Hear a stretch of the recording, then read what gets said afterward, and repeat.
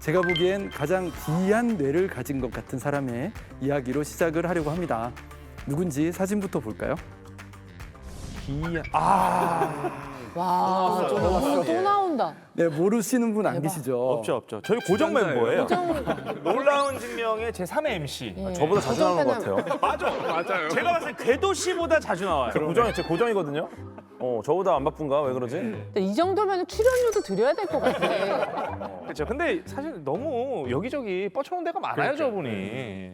웬만하면 머스크 얘기를 빼고 싶었는데요. 초반부터 언급하니까 왠지 제가 지는 기분인데 어쩔 수 없었습니다. 뇌 이야기를 하는데 왜 일론 머스크 얘기를 하나 아마 궁금하실 텐데요. 2017년 3월에 일론 머스크가 뇌공학 스타트업을 설립했습니다. 회사 이름은 뉴럴링크이고요.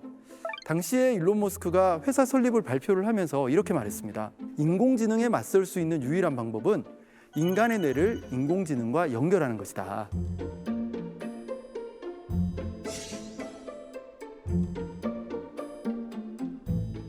더 나아가서 인간의 뇌에 인공지능 층을 만들어야 한다라고 주장했습니다. 층이라고 하는 표현은 보통은 대뇌 피질이 6개의 층으로 구성이 되어 있거든요. 그래요? 그 위에 AI 층을 하나 더 올리겠다.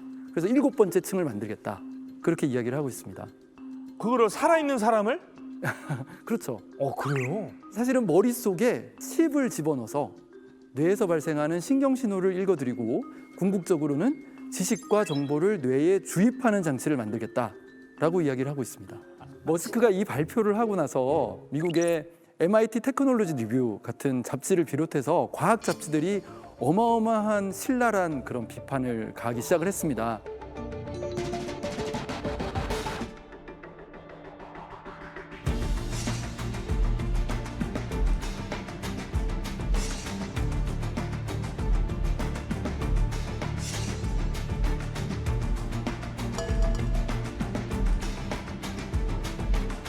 사실 대중들에게 너무 과도한 기대를 심어주는 게 아니냐라는 지적도 많았는데요. 그 이후에 한동안 뉴럴링크가 잠잠했습니다. 그러니까 설립을 발표를 하고 2년 반 동안 대외 활동이 전혀 없었고요. 그게 아니라 뒤에서 뭔가 엄청난 걸 하면서 조용조용 준비하고 있다 발표하려고 했던 게 아닌가? 일론 머스크가. 어. 그런 성향은 아닌 것 같은데. 사실 홍진경 씨가 맞습니다. 그 뒤에서 준비를 하고 있었고요. 네, 이날 일론 머스크가 발표한 것 중에 가장 혁신적인 기술은 신경실, 뉴럴 스레드라고 하는 거였는데요. 저 가느다란 저게 실이에요? 네, 실이에요. 네. 저 실에 정극이라고 하는 금속이 코팅이 되어 있어요. 이 정극이라고 하는 거는 신호를 읽어드릴 때 사용하는 금속이라고 생각을 하시면 될 것 같고요.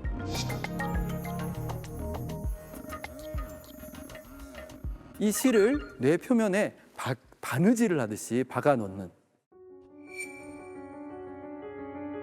사람이 일일이 박아 넣으면은 사실은 정밀도가 많이 떨어질 수밖에 없잖아요.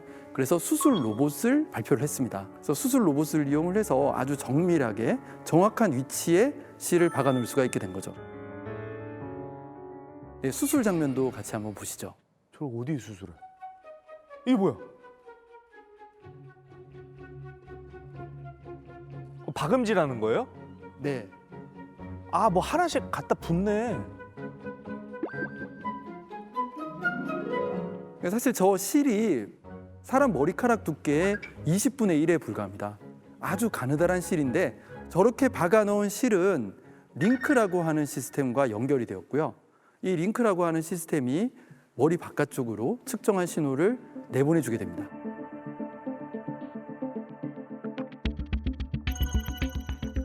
그리고 2021년에 머스크가 원숭이 한 마리를 세상에 공개를 합니다. 이 원숭이의 이름은 페이저. 9살짜리 원숭이인데요. 보통 원숭이가 아닙니다. 나 진짜 시저 같아, 다. 뭐야? 뭐 하는 거야, 쟤?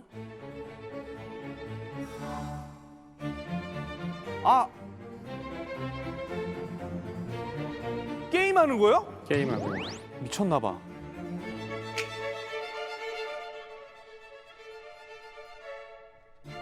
저런 애들이 실험실에서 탈출해가지고 그게 시저가 되는 거예요. 그치. 네. 게임하는 것 자체가 새로운 게 아니고요. 아, 그래요? 조이스틱이라든가 키보드를 사용하지 않고 있어요. 페이저는 생각만으로 비디오 게임을 하고 있습니다. 소름. 무서워. 이게 뭐 사람이고 동물이고 생각만으로 뭔가를 할 수 있다는 거는 기존 세상에서 없었던 일이잖아요. 어떻게 근데 어떻게 된 막대기를 생각으로 바꿔요? 페이저의 뇌에는 네. 좀 전에 보셨던 링크라고 하는 시스템이 삽입이 되어 있습니다. 그러니까 신경실을 삽입을 하고 그걸 링크와 연결을 해서 뇌에서 나오는 신호를 몸 밖으로 보내주는 거죠. 그럼 그 신호를 컴퓨터가 받아서 해독을 한 다음에 그걸 이용해서 제 생각을 읽어서 저 발을 위아래로 움직이게 되는 겁니다. 근데 입에 뭘 물고 있는 거 아니에요? 네, 입에 물고 있는 거는 빨대입니다. 빨대요? 네, 저 빨대이고 저 빨대로 원숭이가 좋아하는 바나나 스무디가 나오고 있어요. 페이저가 공을 잘 받으면 네. 보상으로 바나나 스무디를 주는 거예요. 그러니까 이 손을 안 써도 되는 거예요. 우리는 손을 써서 손을 이렇게 해가지고 막대기를 움직이는 건데 쟤는 그냥 생각만으로 알아서. 어떡하냐. 진짜 영화 같은 일들이 일어나네. 그러면 처음에 그 뉴럴 링크 만들었을 때 막 비난했던 사람들은 저거 실험 영상 보고 굉장히 좀 민망해졌겠는데요? 이거를 그렇게 짧은 시간에 성공을 하리라는 거는 아무도 생각하지 못했죠.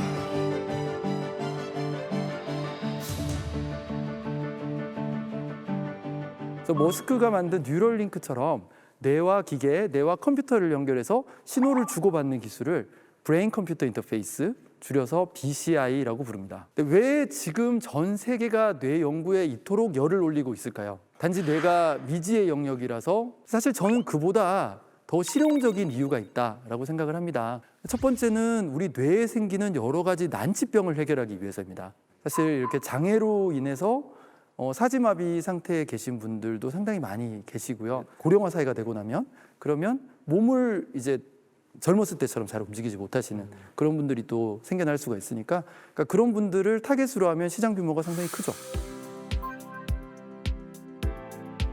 영상에 이제 등장하는 이분이 이제 아르보라는 분인데 처음으로 뉴럴링크를 이식받은 사람이에요. 8년 전에 다이빙 사고로 네. 이 어깨 아래 전체가 다 전신 마비된 분이거든요. 그러니까 사지 마비된 분인데요. 네.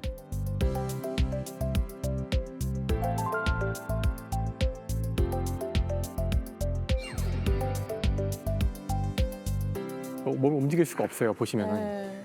그런데 아까 저희가 그 원숭이 실험에서 본 게임하는 것처럼 거.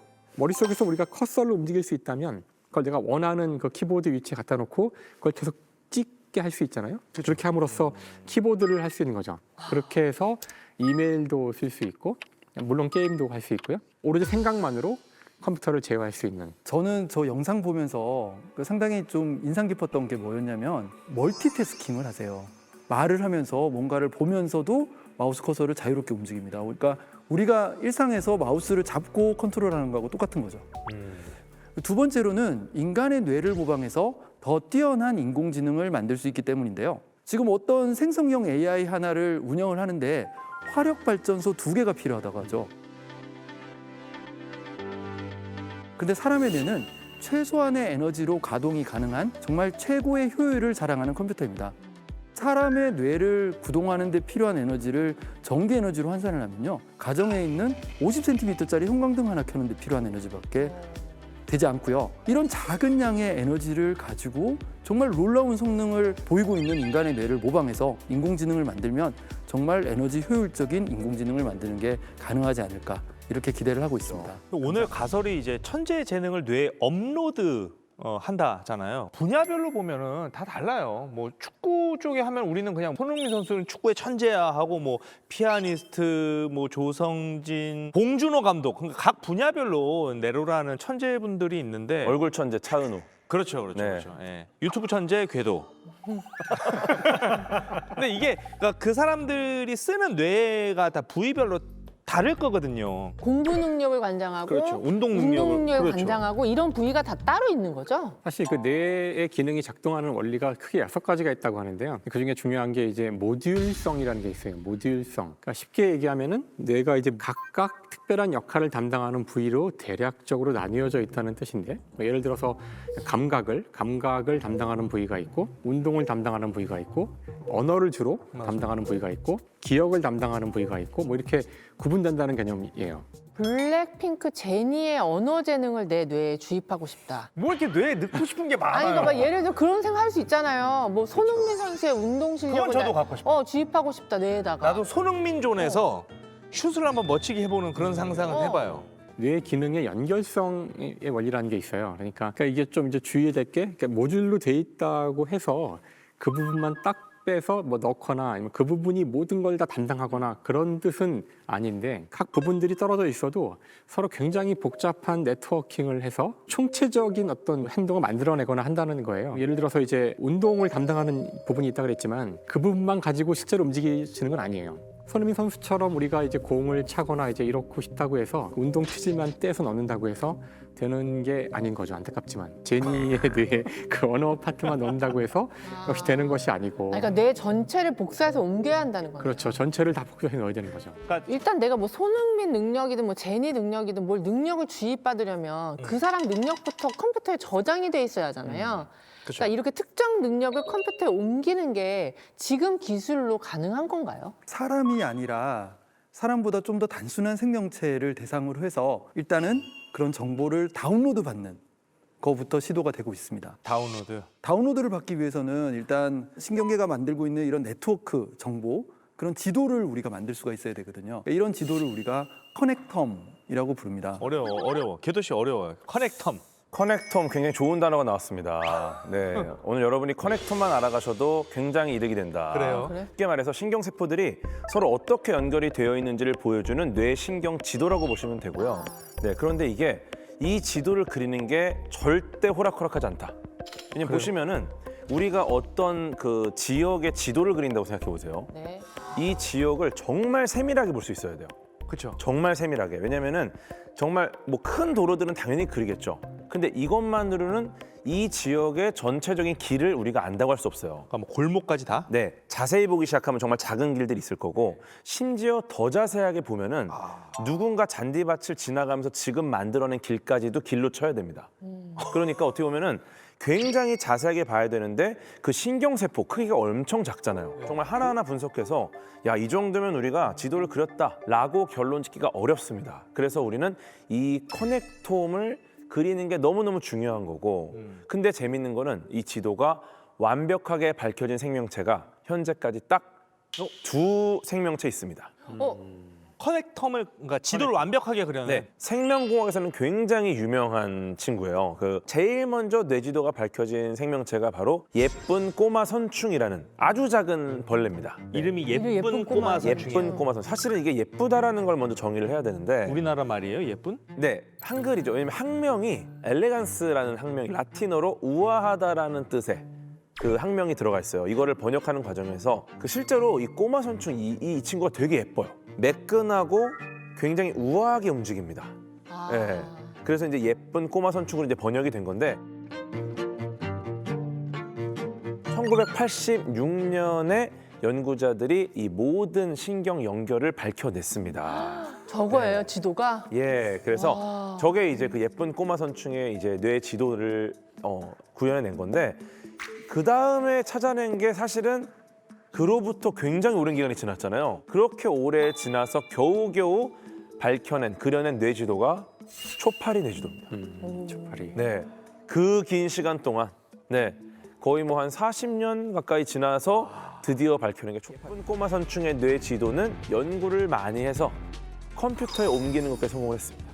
그러면 저 네. 꼬마 선충을 뇌 구조를 로봇에 옮겨 심으면 네. 그 로봇이 꼬마 선충처럼 움직일 수 있는 거예요? 그렇죠. 근데 그것을 구현한 분이 신경과학자 버스 바이스라는 분인데 이분은 디지털에 어쨌거나 꼬마 선충, 예쁜 꼬마 선충의 뇌 데이터를 올려봤잖아요. 네네. 그랬더니 얘가 정말 꼬마 선충처럼 움직인다는 거죠. 어머. 바로 저 로봇인데요. 실제 꼬마 선충처럼 움직이기 시작해요. 물론 이 꼬물꼬물한다라기보다 쉽게 말해서 뭐 어떤 걸 탐색한다던가 장애물을 피한다던가 벽을 보면 멈춘다던가 이거는 생명체라면 할 수 있는 움직임이잖아요. 벽을 만나면 멈춰라라는 어떤 명령어 혹은 뭐 장애물을 피해라 이런 명령어가 없이 그저 이 뇌 지도와 연결 강도만을 구현했는데 이런 움직임을 보인 거죠.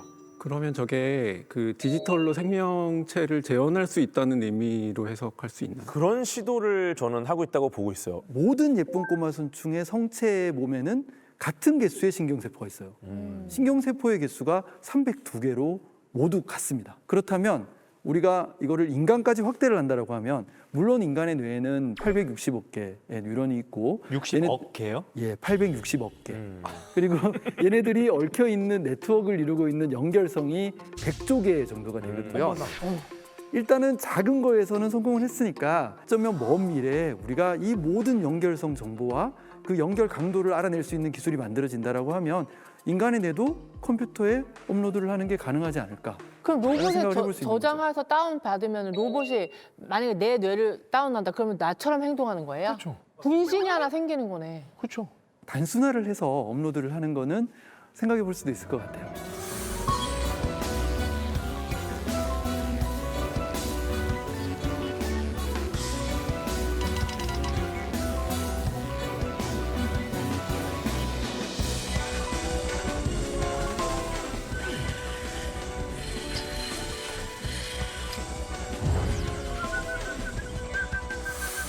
또 오늘 가설이 이제 천재 재능을 뇌에 업로드 한다잖아요. 뇌 얘기를 하고 있는데 뇌 하면 가장 대표적으로 기억하는 능력이 있는 부분이잖아요. 네. 기억하는 부분만이라도 어떻게 좀 이렇게 옮기고 그런 시도는 안 해봤나요?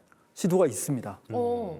그러니까 실제로 그 연구 분야만 30년 이상 연구를 한 분이 계시고요. 그러니까 미국의 USC라는 대학에 있는 시오도 버거 교수라는 분이 주로 많이 연구를 하셨던 분야가 해마칩이라는 거를 연구를 하셨어요. 그래서 해마라고 하는 부위는 혹시 들어보셨죠? 네, 해마가 여러 가지 이제 중요한 역할들을 많이 하는데 그 중에 가장 중요한 기능이 단기 기억을 장기 기억으로 변환시켜주는 역할을 합니다. 해마가 망가지게 되면 조금 전에 있었던 일들을 금방금방 잊어버리게 돼요. 이렇게 이제 중요한 해마가 사실은 구조가 뇌의 여러 조직들 중에서 가장 간단한 구조를 가지고 있어요. 대뇌피질 같은 경우에는 6개의 층으로 구성이 되어 있는데 해마는 층이 3개밖에 없습니다.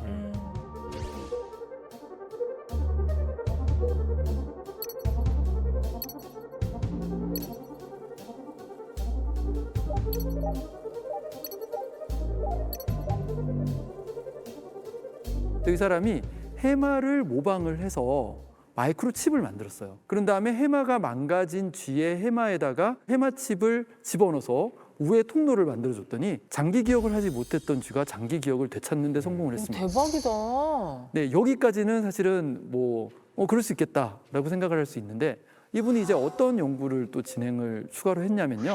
쥐 앞에 레버를 여러 개를 놓아둔 다음에 그중에서 특정한 레버를 누를 때만 쥐가 좋아하는 음식물을 줬습니다. 그 방에 들어가지 않았던 다른 쥐의 뇌의 해마에다가 해마칩을 연결해 줬어요. 그랬더니 그 쥐가 시행착오를 거치지 않고 그 레버를 찾아서 눌러서 음식물을 먹는 데 성공을 했다라고 발표를 했습니다. 한 개체의 기억을 다른 개체로 옮길 수 있다라고 하는 가능성이 증명이 된 거죠. 와 대박이다. 제가 아까 그 말씀을 못 드렸던 연구가 하나가 더 있는데요. 이 버거 교수가 했던 연구 중에서 해마가 망가진 쥐의 해마에다 해마칩을 연결한 것뿐만이 아니라 해마가 멀쩡한 쥐의 해마에다가 해마칩을 병렬로 연결을 해봤어요. 어떻게 그랬더니 돼요? 기억 능력이 더 향상이 됐다고 합니다. 9배가 되는구나.